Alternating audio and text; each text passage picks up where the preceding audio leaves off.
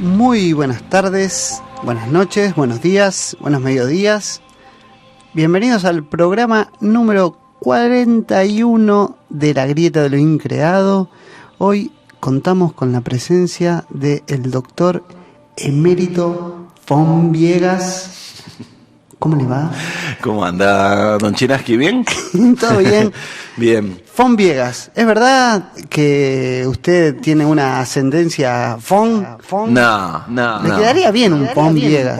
Como Así de, no sé, alemán creo que es, y por ahí viene un Fon Viegas. Claro, es como si diría un D tal cosa, ¿no? Como esos apellidos en español también que arrancan con un D. Mire usted. Pero no. Según dice el San Pedro, puede haber habido algo allá, pero estamos hablando del siglo III. Imagínense. ¿Según quién? Según el San Pedro. ¿Cómo según el San Pedro? Claro, el cactus. Ah, usted es cierto que habla con el cactus. Claro. Una vez el cactus me contó eso. Que puede haber un antepasado, pero estamos hablando del siglo III. Bueno, ¿entiende? Es nada, es un puntito intergaláctico, ¿no? Una mota de polvo allá lejos y olvidada. Probablemente, muchos de nosotros seguramente tenemos algún antecedente ostrogodo. Es muy probable. Probablemente venimos todos del mismo lugar, así que en algún punto estamos dentro todos... de todas las mezclas y mezcolanzas que hubo y que seguirá habiendo. Muchos de nosotros seguramente tenemos alguna partícula de sangre ostrogodos, lo que no significa que seamos ostrogodos, ¿no? Usted leía Asterix también. Ahora hay gente que, por ejemplo, que dice que es come chingona. Es el mismo caso, digamos, ¿no? Porque, sí, es verdad, la autoascripción que hoy se admite como una, científicamente como una posibilidad de la identidad, justamente, hace que muchos cordobeses se autodenominen come chingones. Ahora, de ahí que estemos de acuerdo o no con eso, bueno, habría que verlo bien, ¿no? Porque la cultura come chingona, en sí, la cultura desapareció, ¿no? Completamente. Entonces, hay gente que la está revalorizando, podemos decir que somos ostrogodos. Del mismo modo, claro. Tiene la colección completa usted de Asterix y Obelix, ¿no? Sí. Claro, esas libracos grandotes. Sí, soy coleccionista de historietas, sobre todo del cómic antiguo, de la época de oro de la historieta internacional. ¿Cuál es su favorita? No me gusta lo nuevo, nada. De su colección me gusta de lo viejo, cuanto más viejo mejor. De su colección, ¿cuál es su favorita? Lo puse en un aprieto, porque yo sé que tiene, por ejemplo, tiene mucho de Patoruzú. Sí, claro, sí. Dentro de lo argentino, sí, claro, me gusta mucho Patoruzú. Y Tintín también. Dante Quinterno. Tantan, en francés, Tantan también, sí, mucho. Después había muchos cómics norteamericanos de la primera época que eran realmente, que no llegaron acá, digamos, pero que eran las ilustraciones realmente increíbles. No recuerdo ahora en este momento el título de uno de esas historietas que te conservo, un libro importante que salía en los diarios dominicales de la década del 30, estamos hablando. De la década del 20 y 30, y uno de esos autores llevó el surrealismo del arte, digamos, de la pintura a la historieta, al cómic, ¿no? Realmente hay viñetas que son absolutamente surrealistas y realmente impresionantes, y eso era un dibujito que estaba impreso en la página dominical de un diario, ¿no? Inocentemente en el diario del domingo. Claro, pero realmente, bueno, por supuesto que... Bueno, ahora está Gaturro, por ejemplo, vio cómo evoluciona. Bueno, está bien, pero no podemos ni comparar. Estaba pensando en el doctor Berlanda, sí, yo. Bueno, porque veo la silla vacía y así como la locutora dice, ¿es la conciencia o una ilusión creada por nosotros, bla, bla, bla? Es Berlanda, una creación, una ilusión creada por nuestras conciencias. ¿Qué dice nuestro operador? ¿Qué hacemos con Berlanda? Hoy no voy a probar el chasquido de los dedos. Usted sabe que yo hago y aparece, pero no, vamos a ponerlo en penitencia, Berlanda, hoy. Bueno, Pero ausente con aviso. Ausente con aviso, le mandamos ¿Qué un le pasó abrazo al doctor? Berlanda. Lo de siempre, esguince post grieta. Mete la pata donde no tiene que meter la pata, se dobla y ahí queda. Y ahí está. ¿Qué tema teníamos hoy, doctor Chinaski? Hoy vamos a continuar este recorrido que habíamos empezado en el programa anterior por la historia del Ejército Zapatista de Liberación Nacional de México, esa historia que formalmente comenzó, o públicamente, el 1 de enero del año 94, pero que, como hablamos la vez pasada, se remonta unos cuantos años atrás. Y habíamos visto, habíamos charlado en el programa pasado los comienzos. Habíamos hecho un recorrido también con unos audios que fueron publicados por ellos mismos, leído por distintas voces.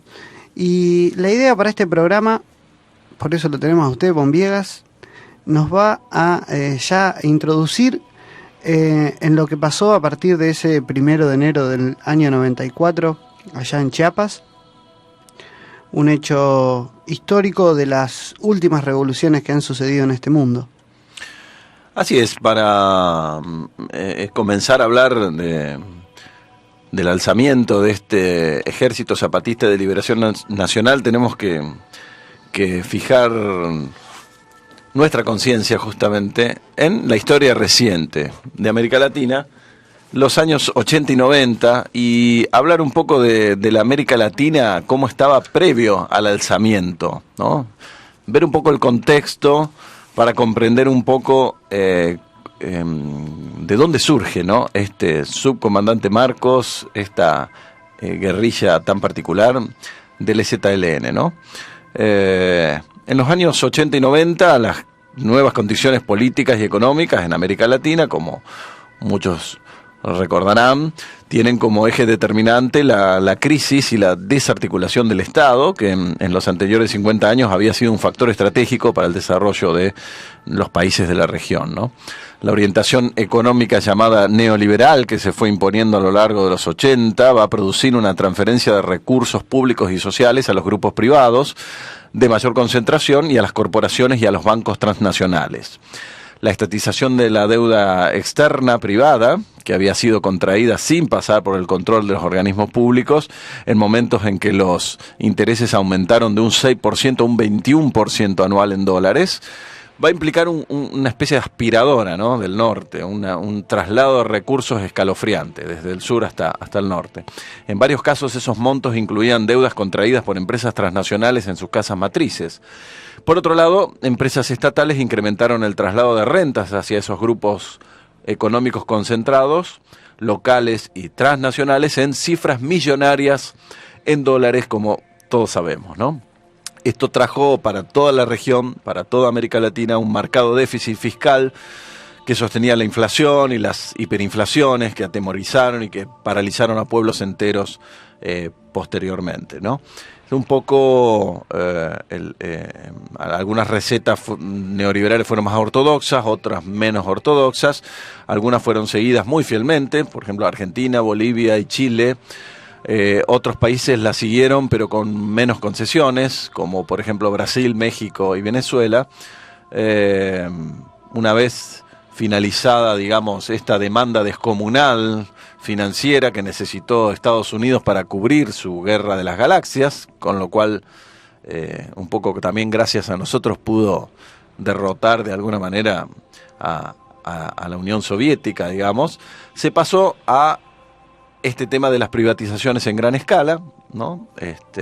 Los denominados países emergentes, recuerda usted, desde el año 91, con Argentina y demás, todo esto fue experimentos, digamos, de la famosa comisión trilateral, que se va sucediendo, ¿no? Aquí con los presidentes de Argentina, con Cardoso en Brasil, con Salinas de Gortari en México, ¿no? En 1994 Japón comienza a ver lo que, digamos, lo que empieza a suceder en pocas palabras es en toda esta década y en estos países de Latinoamérica es que de alguna manera empieza a ceder espacio de su propia soberanía en manos del Fondo Monetario Internacional, exacto, del Banco Mundial, que empiezan a manejar como si fueran sucursales prácticamente tal cual, las economías de los países. Exacto, sí. No solamente se termina de desarticular al llamado Estado empresario o el Estado de bienestar, que siempre fue vilipendiado, digamos, por el neoliberalismo, sino que directamente se ha desarticulado al Estado como tal, ¿no? Claro. En tanto un modo institucional de articulación de las sociedades nacionales con jurisdicción sobre su población y su territorio, ¿no? Le decía que en el 94 Japón comienza a retirar capitales de los Estados Unidos, principalmente los que tenía invertidos en bonos del Tesoro, y la situación de los llamados países emergentes de América Latina comienza a evidenciar toda su falsedad, digamos, y su debilidad, ¿no? El 1 de enero de ese año, precisamente del año 1994, con su publicitado ingreso en el NAFTA, México se ve sorprendido por la aparición de esta peculiar fuerza guerrillera de origen indígena que reivindica el nombre de Emiliano Zapata, ¿no? La conmoción política producida, su inteligente discurso, agrava la crisis del partido dominante, el PRI, involucrando en ajustes internos mediante asesinatos y una severa corrupción.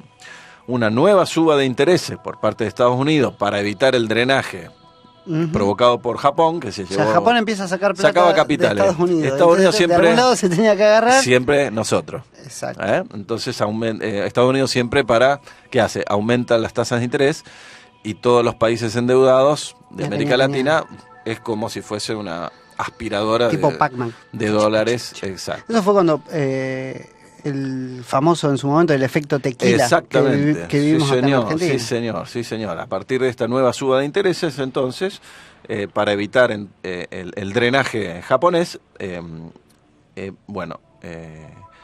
comienza otra vez esta aspiradora sobre América Latina y esto afecta sobre todo a la economía mexicana, ¿no? Al finalizar ese mismo año 94 tenemos la expansión del llamado efecto tequila por toda América Latina. Y 9 años después una situación en todo el continente de miseria estructural, en situación de exclusión, es decir, sin salida, ¿no? Del que todavía no hemos podido salir, con inestabilidad social, aumento de la violencia delictiva, todas las consecuencias que todavía continúan 20 años después. Esas son ¿no? decisiones que se toman en una mesa y que repercuten en la vida de millones de personas por décadas. Uh-huh. Ya Noam Chomsky, famoso lingüista y activista científico norteamericano, hablaba de la tiranía privatizada del mercantilismo corporativo de Estado disfrazado con distintos mantras como globalización y comercio libre, ¿no? Lo cual todavía estamos de alguna manera sufriendo, y peor a partir de estos famosos holdouts y demás con que finalmente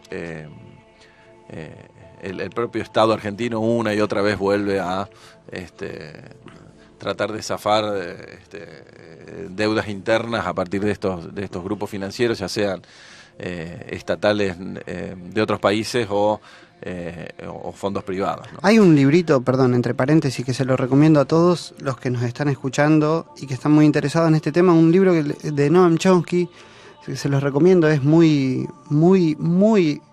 educador, si se quiere, que se llama Las intenciones del tío Sam, o lo que realmente quiere el tío Sam, o lo que el tío Sam quiere de ti. Lo pueden conseguir en internet, ponen Noam Chomsky, tío Sam, y les va a aparecer en PDF, lo pueden leer.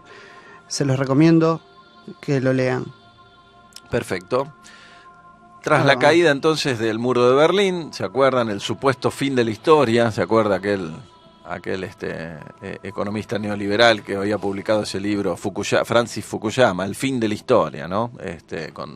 Ya está, se acabó la joda, sálvese quien pueda, se cayó el muro de Berlín. No había ya más primer, segundo, tercer mundo, había solo el orgullo de haber ganado la tercera guerra mundial, digamos, a partir del capitalismo. era el supuesto fin de la historia, y este mundo desencantado bajo las banderas del mercantilismo, una época gris, decía Noam Chomsky. Muchos adoptaron conductas del sálvese quien pueda, ¿no? Y otros esperaban ver surgir nuevos movimientos sociales o nuevos sujetos históricos de resistencia. Algunos ponían su mirada en el este. Sin embargo, como de costumbre, el movimiento más prometedor, más rebosante de sentido, surgió donde menos se lo esperaba. Porque ahí siempre los intelectuales la pifian, ¿no? En un rincón perdido del globo surgió este movimiento social, en los olvidados confines de un país que parecía efectuar un pasaje ejemplar del tercer al primer mundo. ¿Se acuerda que nosotros también nos quisieron convencer de que estábamos en el primer mundo? En cierta forma, la insurrección zapatista sí ha sido la primer guerrilla postcomunista de la que habló Carlos Fuentes, aunque, para ser exactos, se ha transformado en una antiguerrilla.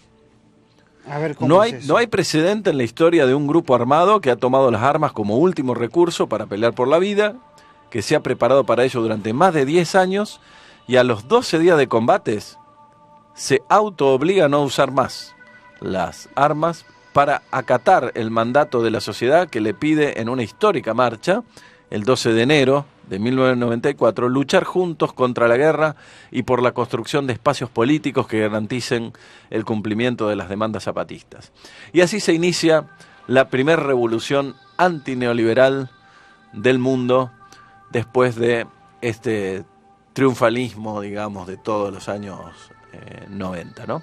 Marcos apareció como el subcomandante, ¿no? Y su ejército zapatista de liberación nacional, como rebeldes que aparecen en la zona de Chiapas el 1 de enero del 94 para protestar por la suerte, digamos, de los indios y llamar dramáticamente a la atención internacional sobre el destino de estas comunidades humanas. Porque, digamos, en un primer momento ellos aparecen reivindicando a los pueblos originarios, si bien a posterior no fue exclusivamente ese el leitmotiv de toda la revolución. Exacto, sí.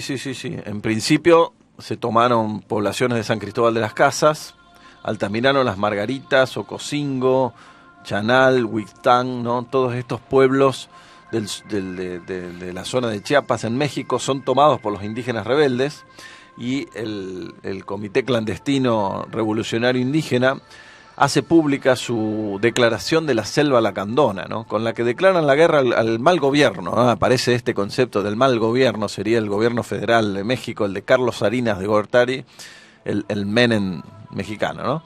Y anuncian su lucha por la democracia, la libertad y la justicia. Estas tres palabras que habíamos hablado el programa anterior. Uh-huh. Y toman como prisionero de guerra, ¿a quién? Y lo toman, sí, además como prisionero de guerra al ex gobernador de Chiapas, el general Absalón Castellanos Domínguez, bastante repudiado por toda la población. Viegas, ¿le parece que escuchemos un extracto un poquito de la declaración del subcomandante Marcos ahí cuando sucedió todo esto este 1 de enero? Lo recordamos, ¿sí? Ya que ahora ha muerto y ha desaparecido. Vamos a recordar cuando estaba bien vivito. Sí, señor. Es un movimiento de insurrección de nuestra organización que se llama Ejército Zapatista de Liberación Nacional, cuya dirección es mayoritariamente indígena. Tzotzil, Celtal, Chol, Tojolabal, Zoque y Mao. Nosotros pensamos que estuvimos aislados todos estos años porque mientras en el resto del mundo se iban dando rebeliones contra dictaduras o supuestas dictaduras, y esto era visto con lógica, en este país empezaban a avanzar una serie de medidas pues dictatoriales, ¿no? O sea, la población indígena chapaneca padece 15,000 muertos al año. Eso es tanto como lo de la guerra del Salvador, ¿no? Cada año. No más que los muertos de un solo lado, y con la gran vergüenza de que la mayoría por diarreas, enfermedades digestivas, ¿no? Que las soluciones de los principales problemas de nuestro país atraviesan necesariamente por los problemas de libertad y democracia. Esa es la principal demanda. En base a eso, dicen los compañeros, se podría negociar las otras demandas de vivienda, tierra, salud, educación, justicia, muchos problemas que sobre todo en el medio indígena son muy graves. Pero sobre la demanda de libertad y democracia se está haciendo el llamado a toda la República Mexicana y a todos los sectores sociales que se alcen junto con nosotros, no necesariamente con las armas, sino con lo que puede cada uno según su medio en el que se desempeña.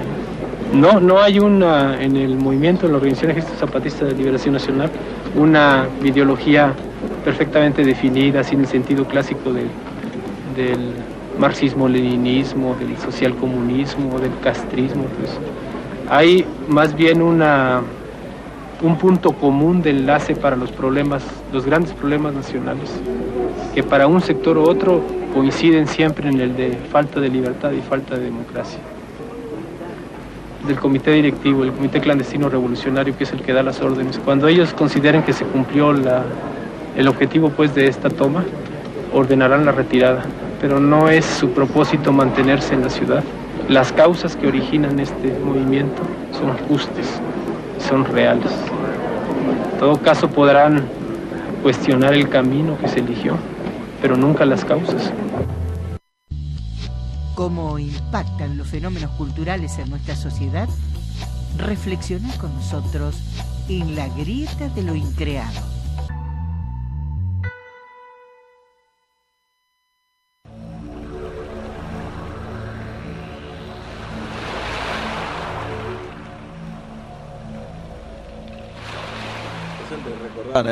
Esto fue el discurso en San Cristóbal de las Casas, ese 1 de enero. El primero de enero del 94. Uh-huh.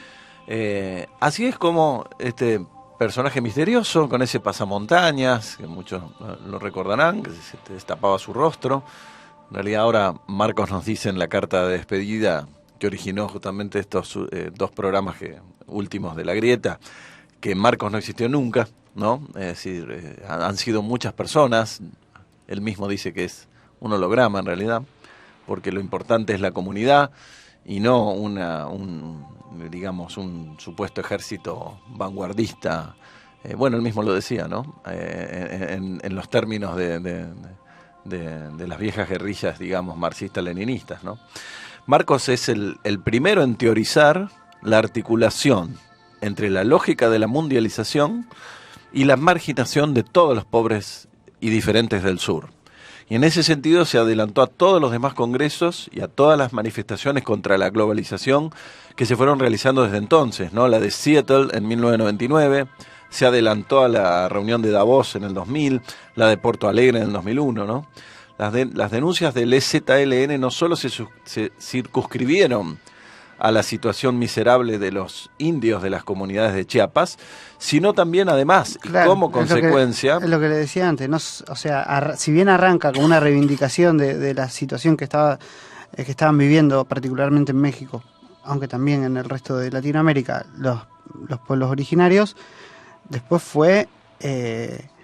digamos, en contra de lo que empezó a denominarse la globalización. Esto de golpe el mundo se iba a transformar en una especie de aldea global. Y que no había alternativa. No, porque comandada por Estados Unidos, claro. El Fondo Monetario Internacional. Uh-huh, exactamente. De modo que durante los primeros meses del 94 se producen varios cambios gubernamentales, ¿no?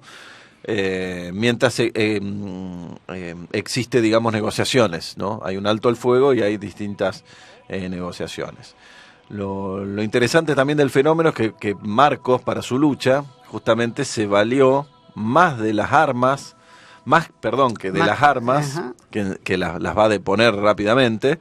Se vale para su lucha de su retórica y de Internet, que era un fenómeno nuevo, ¿no? Ahora estamos súper acostumbrados a hablar de las redes sociales, incluso Twitter no existía en esa época, ni Facebook, ni nada de eso. Ya lo he dicho en algún viejo programa, ¿qué hubiese sucedido? ¿Qué hubiese sucedido? En el 94 teníamos además el Twitter y demás, ¿no? O sea, él se valió más de esa retórica de Internet, de la poesía, cubriendo el planeta. Los cuentos que escuchamos el programa pasado, por ejemplo, las siempre presentándolo en forma de parábola. Exacto, sí, que además parábolas que bueno, porque también, digamos, en el background, por decirlo de alguna manera, de Marcos persona, de la persona detrás del personaje, si se quiere, era un intelectual formado que decían que era profesor, se decía que era... Así dice, ¿no? El gobierno dice que lo tiene identificado hace muchos años, pero Marcos en su carta de despedida dice que siempre todo el mundo fue engañado, ¿no? En ese sentido, y que no hay un Marcos,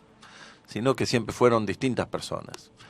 Uno con ojos azules, de pronto aparecía uno con ojos verdes, otro con ojos café, uno más mestizo, uno más blanco, uno más indígena puro. Lo que es seguro es que hoy la comandancia, digamos, general de todo este movimiento está en manos de líderes auténticamente indígenas, ni siquiera mestizos, que eran chicos, eran niños hace 20 años cuando se alza, digamos, este movimiento. Eso es muy interesante. Se han criado en revolución constante, digamos. Exacto, sí, se han preparado para liderar las futuras manifestaciones o cambios que el movimiento vaya a tener, ¿no? Además de los cuentos, de las parábolas y todo lo demás, recuerdo que fue muy interesante cómo este grito desde lo profundo de Chiapas religó a cientos de asociaciones civiles de resistencia en todo el mundo, ¿no? Personalidades que trabajaban por los derechos de las minorías, incluso homosexuales, lesbianas, perseguidos de toda clase, migrantes, madres y abuelas de Plaza de Mayo, etcétera, ¿no? Recuerdo, nosotros teníamos en esa época como Fundación Mesa Verde muy buena relación con el Centro Argentino Brasileño, en ese entonces liderado por Jasper López Bastos, que era una persona ligada al Partido de los Trabajadores. Estoy hablando mucho antes de que llegara finalmente al poder, de la mano del mejor presidente que ha tenido Brasil en mucho tiempo, Lula da Silva, ¿no? De hecho, sigue siendo nuestro amigo. Él se fue de la Argentina y de Rosario hace mucho tiempo, volvió a Brasil, digamos, cuando el PT de Lula gana las elecciones allá, para ponerse a trabajar, digamos, pero mientras estaba aquí en Rosario tuvo fuertes contactos y hasta tengo entendido que viajaba a México para ponerse, digamos, a disposición de lo que fuese necesario como colaboración solidaria al movimiento zapatista, ¿no? Así que mucha gente de todo el mundo, digamos, confluyó en ese, como digo yo, ese grito de esperanza que hubo en esta época en el que el discurso predominante decía que no había ningún tipo de alternativa, ¿no? Decíamos que entonces que parte también de la característica del fenómeno fue empezar a nuclear, a ligar, a unir a distintas asociaciones civiles de resistencia, ¿sí? Como vos mencionabas recién, como homosexuales y lesbianas, perseguidos de todas clases, emigrantes, las abuelas de Plaza de Mayo. Exacto, sí, así fue. El 1 de diciembre tomó el poder Ernesto Zedillo como presidente de México, ¿no? Y el subcomandante Marcos le dio la bienvenida en aquel discurso, bienvenido a la pesadilla. El EZLN reconoce al gobernador de Chiapas, considera que se formaliza, digamos, una ruptura al cese de fuego por parte del gobierno federal. Hay un cambio también como gobernador en Chiapas, mientras el EZLN en esa madrugada del 19 de diciembre del 94 rompió el cerco militar que los rodeaba desde hacía un año y emprendió acciones en 38 municipios del estado de Chiapas declarados territorios rebeldes, ¿no? Como lo recordaba John Holloway, el comunicado zapatista causó una caída inmediata de la Bolsa de Valores de México, del precio de las acciones mexicanas en Wall Street y una fuga de capitales del peso al dólar, más de 22 millones de dólares en 1994, y al día siguiente el gobierno anunció la devaluación del peso en un 15%, echándole la culpa a ¿quiénes? A los zapatistas. El impacto golpeó en otros países emergentes de los 90, como Argentina, Brasil, Tailandia, Indonesia, dado que de pronto parecía que ninguna de esas plazas era totalmente segura para los inversores, y también Suecia, Italia, España, Canadá, etcétera, ¿no? Desaparecen miles de empresas, 1 millón de empleos en México. En 1995 Estados Unidos y el FMI proceden al mayor rescate de la historia de los mercados mediante un préstamo de $50 millones que hace estabilizar al peso, pero hace caer al dólar, con la consiguiente alza del precio del yen y un aumento del desempleo en Japón y algunas turbulencias en Europa. ¿Cómo va pegando todo el coletazo, toda la vuelta larga? Es lo que, todo lo que sigue pasando en estos últimos 20 años, ¿no? Por eso hay que estar tan atentos a todo lo que pasa. Mucha información, por ejemplo, acá no se ve sobre las turbulencias ocurridas en Ucrania, y sin embargo todo eso tarde o temprano también nos va a afectar a nosotros, ¿no? Holloway advirtió en su momento, este periodista, que si bien las declaraciones del gobierno mexicano acerca de la responsabilidad de los zapatistas en la devaluación del peso y la amenaza de estabilidad del sistema son exageraciones, por supuesto, en función de sus intereses, es importante ver que los capitalistas plantean algo emocionante. Están sugiriendo que la acción de unos miles de rebeldes en la selva del sudeste de México está desestabilizando la estructura del capitalismo mundial. Al menos lo sugieren, aunque no sea del todo cierto, ¿no? Están atribuyendo un poder enorme a la acción de unos cuantos insubordinados. Finalmente, bueno, el movimiento, digamos, siguió hasta la actualidad. Me quedé pensando cómo el discurso puede ser utilizado. Fíjese, si realmente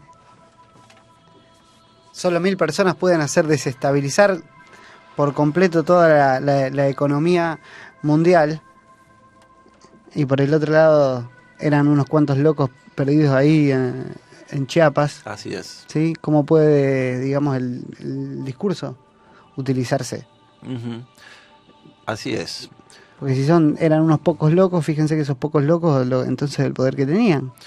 Sí, cosa que, bueno, incluso hay un sociólogo muy famoso, Anthony Giddens, sociólogo que fue asesor del primer ministro Tony Blair en Inglaterra, que tiene una teoría, ¿no?, sociológica muy conocida ahora sobre las acciones que tienen consecuencias indeseadas, ¿no?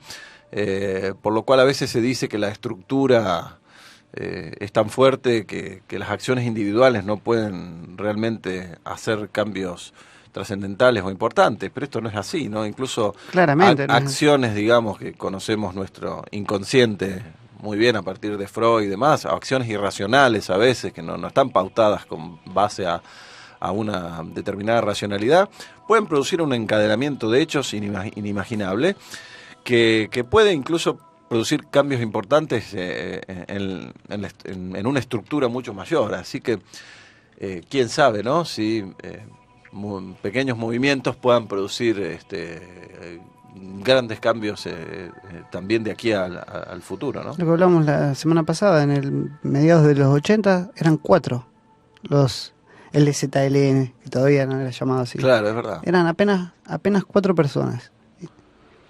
Hoy en día municipios enteros están autogobernados por las propias comunidades indígenas, de acuerdo a sus propias pautas, en lo que se llaman los caracoles, y hasta el comandante Marcos se da el lujo de desaparecer, ¿no?, mediante un comunicado. Para mantener la coherencia. Uh-huh. Porque si hay algo que no se le puede negar, es la coherencia. Es verdad. Es un movimiento que empezó poniendo el énfasis en la comunidad y no en el individuo. Por eso Marcos no era el comandante Marcos. Por eso era el subcomandante Marcos. Claro.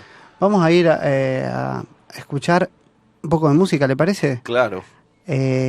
Vamos a escuchar a Flor de Fango, de México.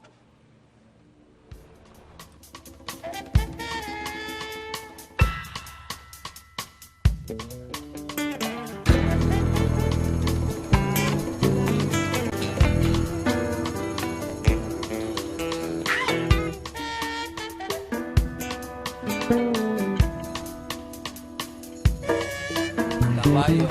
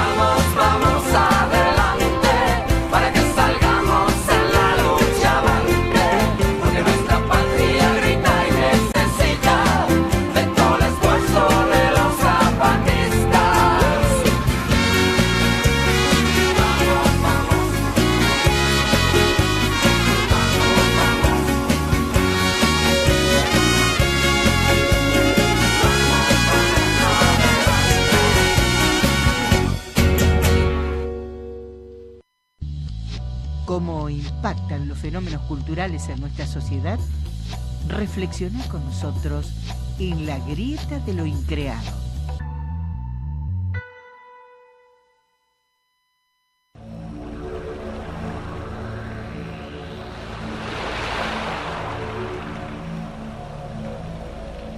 ¿Le gustó, Viegas? Muy bueno. Es el himno zapatista. No lo conocía. La banda de Flor de Fango, de México.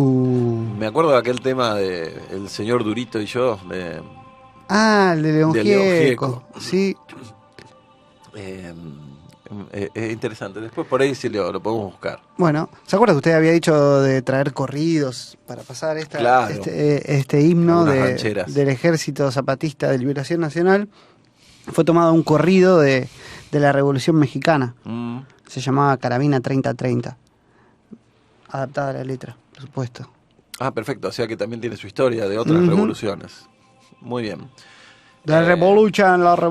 En un artículo que... ¿Por dónde vamos a continuar? Tengo algunos mensajes. Acá, Dele. es verdad, acá nos apunta... Cristian, ¿sabe dónde está Berlanda? ¿Dónde está Berlanda? Se perdió por los túneles ocultos subterráneos. No me mire con esa cara. ¿Cuáles túneles? ¿Usted sabe de la historia de que existen túneles subterráneos que Sí, comunican toda Latinoamérica? Claro, por ahora son ¿no? solo Bueno, suposiciones y leyendas. aparentemente tenemos pruebas fehacientes. La semana que viene tal vez las traiga.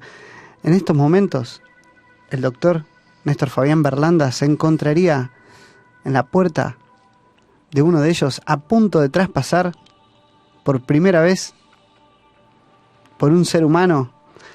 No voy a decir más nada. La semana que viene, sí. Bien. Parece que consiguió la entrada, no sé cómo, usted sabe cómo es Berlanda, que él de golpe hace zup, zup, y hace esos pases mágicos. Por ahí que capaz que la semana que viene ya está saliendo, por ejemplo, una chincana, no sé. Saliendo por Cusco. No sé por dónde, por dónde sacará la cabeza, no sabemos, pero... O saliendo allá por la famosa Cueva de los Tallos, ¿no? En Ecuador. No sé, yo lo veo más saliendo ahí por el lago Titicaca, por la Isla del Sol, por ahí lo veo, sí, asomando la cabeza ahí. Berlanda, sabemos que nos estás escuchando, Berlanda. Si tiene comunicación a través de esos túneles, que se comunique, por favor, doctor Berlanda, si es que los celulares funcionan ahí abajo de la tierra. Sería interesante. Bueno, por las dudas, tráenos alfajores a la vuelta, Néstor. Alfajores cusqueños. Seguimos, Viegas, seguimos avanzando. Bien, le decía que en un artículo que escribí hace mucho tiempo, me centré en una cosa más allá de la cronología de todos los acontecimientos zapatistas que ya llevan 20 años, en las continuidades, la matriz latinoamericana, digamos, que tiene el fenómeno del EZLN, ¿no? Si bien es original en muchos de los aspectos, y también, digamos, es hijo de todo el contexto de Chiapas, de México, que estuvimos analizando, pero también bastante internacional, parecería ser que el fenómeno del EZLN guarda en sí mismo una serie de elementos que lo colocan en esta continuidad profunda de lo que algunos autores han llamado la matriz latinoamericana, como Alcir Argumedo, las otras ideas que hablaba José Luis Romero, las historias episódicas de las que hablaba Arturo Roy, o la filosofía latinoamericana, directamente como decía Leopoldo Sea, ¿no? Y algunos de los elementos que se pueden entreleer son, los he podido agrupar en al menos 4, 5, 6 elementos. A ver. Uno es la insurgencia. Chiapas ya tenía una larga tradición propia de levantamientos indígenas, ¿no? El antropólogo Humberto Ruiz, del Centro de Estudios Mayas de la Universidad de México, ha historiado más de 120 rebeliones indígenas en la región maya desde 1528. Todas terminaron en una brutal represión. La más memorable fue, creo que lo charlamos aquí en un programa anterior, fue... por el siglo XVIII. Sí, el movimiento en el siglo XVIII, que propugnó como utopía una sociedad gobernada por autoridades civiles y religiosas indígenas, ¿no? En 1867 hubo también un movimiento popular mesiánico, liderado por un indio identificado con San Mateo, que llegó a armarse y a tocar las puertas de la capital de la región, que es San Cristóbal de las Casas, ¿no? Los insurrectos, una vez más, indígenas, como en la época del subcomandante Marcos, cansados de ser siervos de los finqueros o de los estancieros, ¿no? Pero la insurgencia es casi una marca de identidad en México, ¿no? Recordemos la guerra del Yaqui en el norte a principios del siglo XX, la revolución de los cristeros, las guerrillas en Jaramillo, en Morelos, bueno, los grandes revolucionarios como Emiliano Zapata, justamente del sur, y Pancho Villa en el norte, ¿no? A su vez esto de la rebelión es casi una patente, una identidad latinoamericana, ¿no? Recordemos a Cuauhtémoc en México, a Manco Inca y a Túpac Amaru en Perú. Vamos a hacer esto, lo propongo ahora al aire ya, de Túpac Amaru. Un programa, claro, sí, tenemos que hablar de esas rebeliones también, sí. En Chile, por ejemplo, Caupolicán y Lautaro, las guerras de los guaraníes y de los charrúas en el Río de la Plata, Huaycaipuro en Venezuela, las rebeliones calchaquíes, las rebeliones de esclavos cimarrones en Brasil, que dieron origen a los famosos quilombos, porque es la palabra que quilombo usamos de nosotros. Los Palmares. Fíjese que con esa cosa negativa o despectiva, un quilombo es un lío, ¿no? Porque está relacionado con los negros, ¿no? Ahí está íncita, digamos, una cuestión bastante despreciativa, ¿no? El quilombo era una zona libre, liberada por los propios esclavos que se escapaban y que se autoliberaban en la selva en Brasil. Las distintas insurrecciones en Chihuahua, o por ejemplo la revolución de esclavos en Haití, ¿no es cierto? Ese es un elemento, la insurrección. La insurrección. El otro elemento me parece que es la identidad. Los zapatistas siempre se reivindicaron mexicanos. Nunca dijeron vamos a hacer un estado maya independiente, cosa que entonces iba el gobierno mexicano los iba a arrasar a tiros, no. Digamos que no se pronuncian por una especie de separatismo. No, nunca. Sí, una cierta autonomía, la autonomía política es fuerte, pero sobre todo ellos se reivindican resueltamente mexicanos, pero ellos consideran que el Estado mexicano debe reconocer también las diferencias, ¿no? La heterogeneidad que hay en México, que tiene muchos más idiomas, por ejemplo, que los que se hablan aquí en nuestro país, ¿no?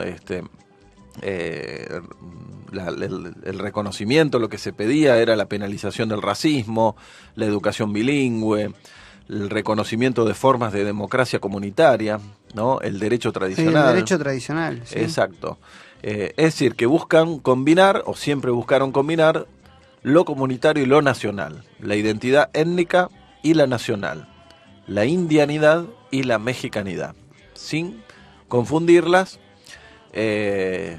y hacer que las minorías étnicas... sin que una niegue a la otra. Exacto. Exactamente. Tal cual. Esto también es como una patente latinoamericana, porque en América Latina profunda, el hombre es entendido como un ser social, pero como un plus. Es un ser social identificado. Para el latinoamericano profundo, la identidad cultural o la identidad regional, donde la tierra es mucho más que un espacio, digamos, a ser explotado, es como una parte profundamente importante del ser social. Hablando de esto, hay una frase de Marcos muy linda que dice: el mundo que queremos es uno donde quepan muchos mundos. Claro, famosa frase, ¿verdad? Hay una anécdota de los indígenas tzeltzales, descendientes de los mayas, ¿no? Que frenaron al ejército mexicano cantando el himno nacional mexicano, los indios tzeltzales, cantando el himno nacional frente al batallón de élite del gobierno, ¿Y qué hizo el ejército? Eso fue con música de Richard Coleman. Sí, Richard Coleman de los Richard Clayderman. Richard Clayderman. Trataron de acallar las voces de los indios que cantaban el himno con Richard Clayderman. Perdone, pero estoy muy afectado por la tos. Está pestado, tenemos peste revolucionaria vieguística. Tremendo. Pero viene igual, ¿eh? Sí, señor. La grieta ante todo. Esto entonces podemos decir que también es una cierta matriz Entonces, o filosofía. Repasemos. Una característica es la de la insurgencia, esta es de la identidad, la reivindicación y la convivencia también. Sí. La otra es el comunitarismo, filosofía muy latinoamericana, si las hay, donde la democracia, digamos, formal no se entiende en América Latina. Y vos fíjate que cada vez que hubo una cierta así reivindicación de la democracia formal, han surgido líderes caudillistas, es como una cosa, una marca de la que nunca podemos zafar, por así decirlo, ¿no? La democracia incluyente es un elemento que se repite en América Latina desde la aparición de la primera democracia no esclavista y con igualdad de posibilidades económicas del continente, que fue Haití, ¿no? Pasando también por el discurso de Artigas, que hablaba de un pacto entre comunidades, el comunitarismo de Hidalgo y Morelos. La América Latina profunda no entiende la democracia meramente formal, sin contenido social o igualdad e integración económica, digamos. No lo entiende. Y el zapatismo también es una continuidad en ese sentido, porque es como que combinó formas de asambleas comunitarias. Todo era debatido, ¿no? A pesar de que era un ejército verticalista, también lo combinó con formas de asambleas comunitarias de raíz indígena, por supuesto, ¿no? Porque eso siempre está en el viejo orden indígena. Es decir, la democracia representativa sí, pero algo más, digamos, ¿no? Tanto es así que uno de los comandantes famosos de las primeras épocas, el comandante Tacho, decía que lo único sano que quedaba en México era la costumbre democrática de la asamblea comunitaria. Y se acuerda usted, muchos años después, en el 2001 aquí, las asambleas en los barrios, que después por supuesto quedaron en la nada, ¿no? Pero en su momento fue también una expresión de esa misma matriz latinoamericana. Sí, Gabriel. La participación de la mujer. Este es otro elemento muy importante. Durante el encuentro contra el neoliberalismo que se realizó en agosto de 1996 en México, una de las figuras más populares, además del subcomandante Marcos, conocido por todos, era la comandante Ramona. Ella es la representante de cientos de mujeres que de un modo muy clandestino fueron uniéndose a las reuniones del EZLN, al tiempo que iban convenciendo a sus maridos de... Dejen de chupetear y pónganse, muchachos, que acá hay que pelear. Tal cual, tal cual. Para el año 92, por ejemplo, en la marcha contra los 500 años, el contingente del ejército zapatista era el que mayor número de mujeres tenía, y hoy mismo, a partir de lo que he estado leyendo en la carta de despedida del subcomandante Marcos, por lo que se ve, también en algunas visitas que hicieron algunos extranjeros hace muy poco, a principios de años, a las comunidades de zapatistas de Chiapas, autogobernadas, digamos, los llamados caracoles, la mayoría hoy en día de las líderes son indígenas mujeres. Es así, las mujeres zapatistas encabezaron muchos de los alzamientos y bueno... O sea, el papel protagónico de la mujer en las luchas... Sí, se han ido ganando además el derecho, porque también el viejo orden también era bastante machista, ¿no? En ese sentido creemos que aparece un elemento repetido en todas las luchas latinoamericanas, que es el papel protagónico de la mujer. Desde Manuelita Sáenz, la coronela de Bolívar, pasando por la hermana de Güemes, Macacha Güemes, Juana Zurduy, que era la teniente coronela de San Martín, hasta, bueno, todo, ¿no? Podemos mencionar también a Evita Perón, que fue un puntal importante en momentos difíciles del gobierno peronista. Y volviendo a lo que decía usted, en el 2001, la imagen sí, los cacerolazos de las mujeres, porque la cacerola es justamente un instrumento de Ojo, de la cómo lo cocina, dice, ¿no? De la mujer. Porque si no vamos a caer en eso de que la mujer No, en la que vayan cocina a lavar los platos. No, las no, cacerolas. por favor. Las cacerolas también, fíjense, Pero sirvieron de alguna para... manera eran las mujeres las que tenían la voz mandante en Claro, los cacerolazos. y las ¿sí? madres de Plaza de Mayo, ¿no? En la historia nuestra también. Fueron las madres las que salieron contra todo el poder represivo dominante. No fueron los padres, fueron las madres las que salieron a la plaza, a la calle, ¿no? También los símbolos. viene. Bueno, hay muchos símbolos, ¿no? Se viene la revolución femenina. matriarcal finalmente. Tanto que hablamos Maturana, siempre la reivindica, por ejemplo. Sí, Humberto Maturana, lo que conecté, otra cosa que nada que ver. No, pero claro. Pero de alguna manera, Humberto Maturana... Y varios autores de lo que siempre podríamos mencionamos. llamar los psicodélicos, los enteogenistas, que filosofan a partir de sus experiencias, más de uno, incluso Terence McKenna también, ¿sí? hablaba del regreso, digamos, de la mano del nuevo paradigma a concebir otra vez a la diosa, ¿no? Como parece que se dio en alguna... El prólogo muy Lo lindo. dice también Ana María Llamazares, Ana María famosa Llamazares. epistemóloga, ¿no? Cuando habla de la religiosidad, el nuevo paradigma dice, vamos hacia la reivindicación de la diosa, un poco como Volvemos. un movimiento gnóstico también, ¿no? Se me venía a la cabeza el prólogo que hizo Jacques Mavit para el libro Ayahuasca, Medicina del Alma, El grito de la madre. Eso lo voy a colgar de ahí del Facebook, lo voy a poner, si alguno no tuvo la oportunidad de leerlo, porque también es una declaración latinoamericana, si se quiere. Y el ayahuasca como una representación simbólica femenina también. ¿No? Como que está hablando al mundo hoy en día. Sí, bien. eso es lo que habíamos conversado, no me acuerdo si en el aire o afuera del aire, de también dentro del mundo de los... es una disrupción grietera terrible. Tremenda. Lo que voy a decir. Nos vamos por el tobogán para el inframundo, pero de alguna manera en la evolución de la relación del hombre con los enteógenos podemos decir también que hay una reconexión con el lado más femenino, si se quiere. Así como 4.000, 5.000 años atrás, la manita muscaria era la que comandaba y esa, digamos, el principio masculino de lucha que se decía que de los guerreros vikingos. Los guerreros, ¿no? vikingos consumían grandes cantidades de amanita. Hoy podemos decir que está tomando poco a poco mayor lugar, por ejemplo, la ayahuasca.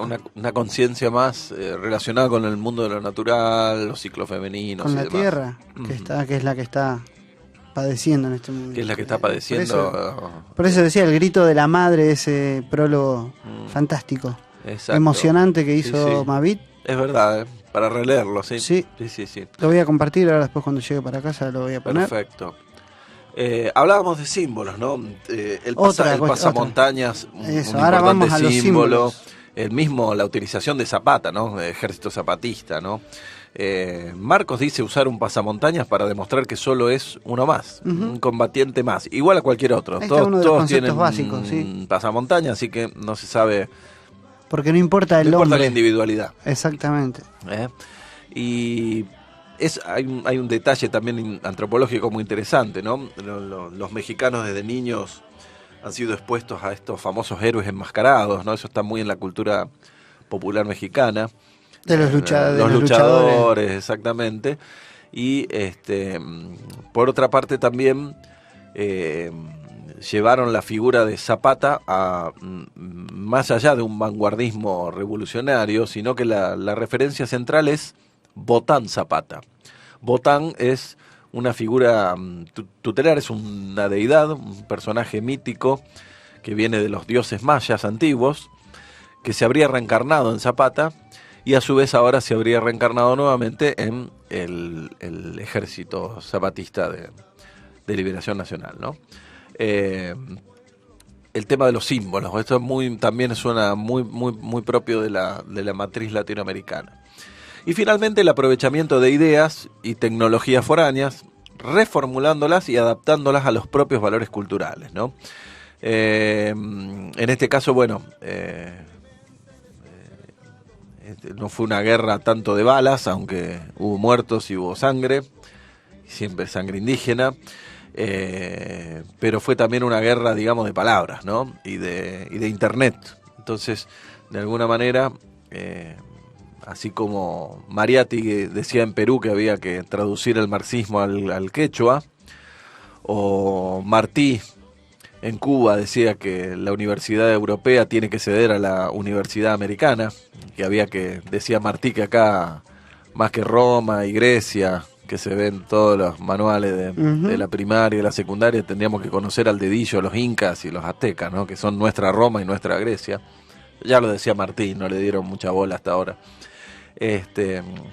Estos zapatistas también, digamos, de alguna manera han inventado todo un extraño lenguaje, ¿no? Para la izquierda clásica, ¿no? Con sus cuentos, el personaje del escarabajo durito, sí, todo ese poco respeto que tienen por lo esquemático, lo analítico, más allá de las inclinaciones literarias que pueda tener Marcos, que se dicen que es un intelectual, un poeta y demás. Toda esta cosa tiene, me parece, también raíces en la cultura indígena, que es extremadamente simbólica, sí, ¿no? Y bueno, ellos tomaron estas tecnologías foráneas, como puede ser internet, los comunicados, la televisión, la radio y demás, y comenzaron entonces en forma de red a extender su discurso mucho más allá de las fronteras mexicanas, ¿no? Y llegamos un poco entonces a la actualidad, donde sabemos que hoy en día hay municipios llamados caracoles, una especie de municipios autónomos que digamos que reforzaron de alguna manera también los acuerdos llegados a cabo con el gobierno. En estos caracoles se encuentran representados, pero los propios, digamos, indígenas, ¿no? Donde hacen valer su autonomía diferenciada, ¿no? Tienen incluso ámbitos con otros nombres, digamos, similares a un parlamento indígenas, sistemas normativos internos, justicia, digamos, también, o sea, derecho interno. Los digamos. caracoles son como pequeñas regiones, comunidades autónomas, zapatistas, sí, con su propia organización. Sí, exacto, con sus milicianos todavía, por las dudas de que tengan que protegerse de las agresiones del mal gobierno, como dicen ellos, ¿no? Y de los paramilitares que siguen asediando, ¿no? El gobierno mexicano está últimamente pagando a movimientos campesinos que los utilizan para hostigar a las comunidades zapatistas. Sabemos que también hay becas a las comunidades indígenas, por ejemplo, becas estudiantiles y demás, que benefician a comunidades indígenas no zapatistas, toda una forma, digamos, de hostigamiento para tratar de resquebrajar esa organización, esa unidad, ¿no? Pero hasta ahora no han logrado, las comunidades siguen viviendo ahí. Sí. No se nos caiga, bien. Discúlpeme. Pero no puedo hablar más.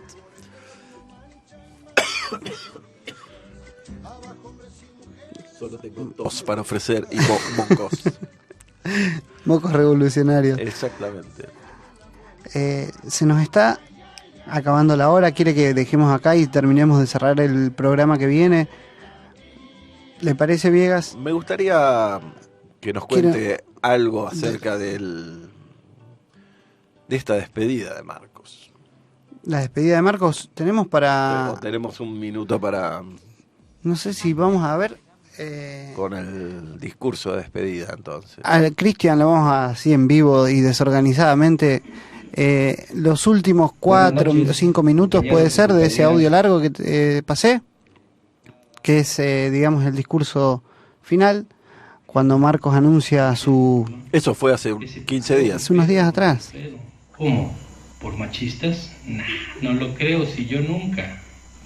Postdata 5. O sea, como quien dice, sin la botarga, ¿ya puedo andar desnudo? Postdata 7. Oigan, está muy oscuro acá. Necesito una lucecita.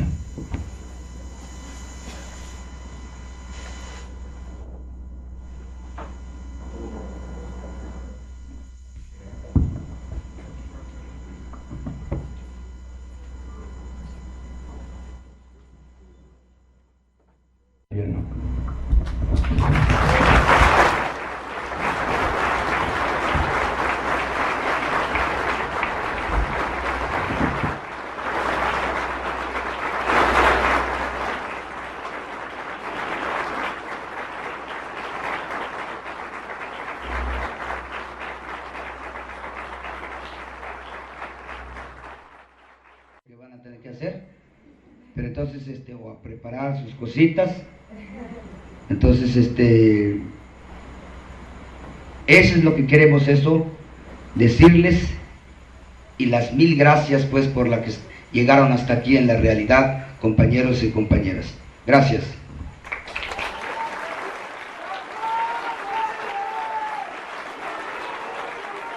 No, es un poco desordenado, pero así se despedía. La carta está en internet, la pueden chequear. Ahora la vamos a compartir. Si buscan carta de despedida del subcomandante Marcos. Que esto, que de alguna manera no es un fin, es una transición. Como vos mencionabas,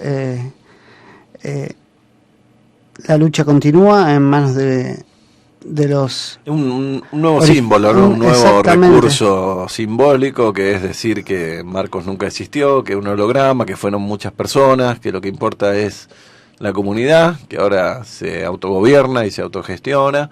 Y bueno, es otro de estos recursos, estos movimientos a que nos tiene acostumbrados el discurso del ejército zapatista, ¿no? Que es muy creativo en ese sentido, ¿no? Y en ese sentido un nuevo símbolo, ¿no? Y de hecho no es que desaparece, sino que se transforma también en otro comandante, que el subcomandante Galeano, tomando el nombre de un zapatista que fue asesinado, ¿no? Sí. Por lo tanto es como que los vivos mueren, los muertos renacen. Es una manera de decir, los antiguos mayas siguen estando presentes, los actuales reivindican a aquellos, y bueno, y como dice Marcos, la vida no funciona sin la muerte, ¿no? Sí, la muerte no funciona sin la vida. Para cerrar un poco, y esto lo voy a hacer en nombre de Néstor Fabián Berlanda, que le gustaría seguramente que todo este movimiento, todos estos años de lucha, a ver cuáles fueron los resultados concretamente, lo que se consiguió. Voy a hacer un breve repaso por ahí numérico y aburrido, pero para que de alguna manera tomemos conciencia de todo lo que se logró desde que se inició hace más de 20 años para atrás, ¿sí? Hoy por hoy hay más de 600 promotores y promotoras de salud que se preparan en anatomía, fisiología, diagnóstico y tratamiento, sobre todo en lo que es medicina preventiva, higiene personal y colectiva. Hay talleres de vacunación que se atienden todo tipo de enfermedades, particularmente las parasitarias y respiratorias. Hay 500 casas de salud comunitarias con botiquines con medicinas básicas de farmacia y herbolaria. Hay una clínica hospital con quirófano, consultorio dental, todo tipo de... un laboratorio para hacer todo tipo de análisis clínicos, un área de oftalmología, otra de ginecología, un laboratorio de herbolaria, farmacia, cuartos de hospitalización, 2 hospitales, 8 clínicas municipales, también completa con consultorio dental, análisis clínicos, etcétera, aparte de exámenes que se realizan en esa zona, particularmente sobre paludismo, tuberculosis, que son enfermedades predominantes en la zona. Tiene ambulancia, 4 clínicas municipales que ofrecen consulta gratuita, y cuando hay también medicina gratuita, laboratorio, como decía, de herbolaria, casa de alimentos para 300 mujeres yerberas, hueseras y parteras capacitadas, y también promotores y promotoras en agroecología y veterinaria. Podemos seguir con 1000 delegados y promotores y promotoras de educación en 13 centros de capacitación, 8 escuelas secundarias, una perteneciente al sistema educativo rebelde autónomo zapatista de liberación nacional, ¿qué me dice Viega? Donde se estudia lenguaje y comunicación, matemáticas, ciencias sociales, ciencias naturales, humanismo, lengua materna, el tzotzil, a ustedes les salen, sí. No, son bilingües y biculturales, seguramente. Exactamente. Así es que... Y sigue la lista también, después la vamos a poner en la grieta. Yo estoy seguro que a Néstor le hubiese gustado hacer este pequeño comentario donde realmente, más allá de las cuestiones, si quiere, poéticas y políticas, en lo concreto se ha conseguido muchísimo y sigue hoy en día marchando con vida propia, sigue para adelante, la lucha continúa. Viegas. Claro. La lucha continúa como hace 500 años y seguirá existiendo, y las comunidades seguirán sobreviviendo y viviendo como puedan. mejorando en lo posible, y cuando sea necesario nuevamente que Zapata o Botán Zapata se reencarnará en otra personalidad, ¿no? Así es. Bueno, muy bien. A pesar de la tos, pido disculpas, y a pesar de la ausencia del doctor Berlanda, que está bajo tierra, entonces usted dice en alguno de estos túneles que conectan toda América Latina. Absolutamente. Un saludo fraternal para todos nuestros amigos, le vamos a agradecer seguidores. También a la radio FM Gran Rosario y a nuestro operador Cristian, que nos deja pasarnos de la hora bastante. Quiero mandarle un saludo también a gente que está ahora del otro lado, Alejandro Hugo, como siempre. Un abrazo, Alejandro, fiel seguidor, se convirtió en fanático de la grieta. Sí, señor. A Sabri, que también está por ahí, al Mono de Metal, a el señor Víctor Niuso Pastore, a Vanessa Bosa también, Silvana Pradi, que ha estado saludando por la grieta. Gran también. amiga Silvana Pradi, amiga desde la primaria, también convertida en una fanática número 1 de nuestro programa. Sí, señor. Otra fanática, Clarisa Giovannoni, que está pidiendo a gritos, por favor, que Chinaski de Chinaski. ¿Qué pasa con Chinaski? Chinaski. Estamos en el programa 41, no lo dijimos, y a ustedes le faltan subir como 20 programas al YouTube. No, sea exagerado, Viegas, sí, menos soy de exagerado. 10, menos de 10. La gente está clamando hasta desde España, nos piden que suba los programas, no pueden escucharlo desde otros lugares fuera de Rosario. Vamos para el fin de semana ya le prometí, y de verdad, en serio, para disminuir la abstinencia, mucho. Y cumplo, Viegas. Como dice un brasileiro en el Mundial, faze pouco, você fala muito, no se lo permito, faze pouco. No se lo permito. Bueno, un saludo muy especial para Sergio, que cumple años hoy. Feliz cumpleaños Sergio. A ti. Cumple la edad de Cristo, fíjese usted. Mire usted. Así que un beso grande para él. Un beso grande a Luna también. Para Lunita, claro que sí, mi ahijada. Su ahijada. Besito grande. Para Alicia, para Celeste. Bien. Para toda mi familia, ahí para está. Toda su familia, para el subcomandante Marco, para Berlanda, que Galeano. Espero que traiga a Galeano, a Berlanda, que traiga alfajores. Ahí está. ¿Y qué tenemos para el próximo programa? No se sabe. No se sabe, Viegas. En la grieta puede aparecer cualquier cosa. No digamos nada, entonces. No, hay algo que viene ahí. Habíamos tirado algunas puntas, pero no vamos a decir ¿y si no hagamos un sorteo? ¿Qué quiere la gente que la grieta trate en el próximo programa? Muy bien, ahora lo voy a dejar en el Facebook. Los invitamos a todos a participar y a proponer qué tienen ganas ustedes del otro lado. Mientras no sea el Mundial. Eso lo tratamos en el café que viene ahora. ¿Qué quieren que hablemos en la grieta? La propia, inclusive algunos datos que nos enteramos en este último viaje de hace 3 días atrás. ¡Epa! Apareció Berlanda. La propia vida del protagonista también representa. Cállese, Berlanda, ¿me escucha? ¡Epa! No, está hablando solo. Habla. ¿Y con quién habla dentro del túnel? No sé, me parece que le está contando una historia. Se encontró con alguien ahí. Yo sabía que se iba a encontrar con alguien. Yo sabía. ¿Serán las momias esas de 3 metros que dicen? No sé, que decía Fondani que habían encontrado en la cueva de los Tallos. ¿Con quién se habrá encontrado? No sé, pero que traiga alfajores, lo repito por tercera vez. Un abrazo para Durito. Y nos encontramos. Sí, señor. El martes que viene, de 19 a 20 horas. O también. 20:30 casi. Sí, 20:30. También nos encontramos por YouTube a la mañana, tarde, noche. Las 24 horas nos encuentran en el kiosquito que tenemos en YouTube. Esta revolución latinoamericana. Denominada La Grieta de lo Increado.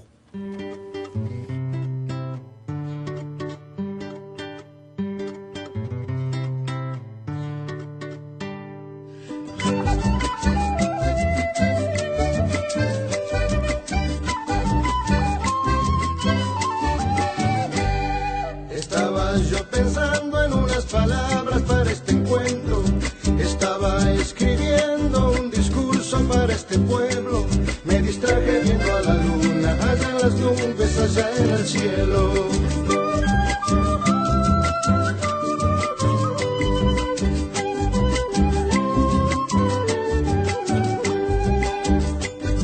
Estaba por declararme muy firmemente desconcertado, Bajé la mirada y vi que mi papel estaba en blanco. Me distraje viendo un bichito muy parecido a un escarabajo.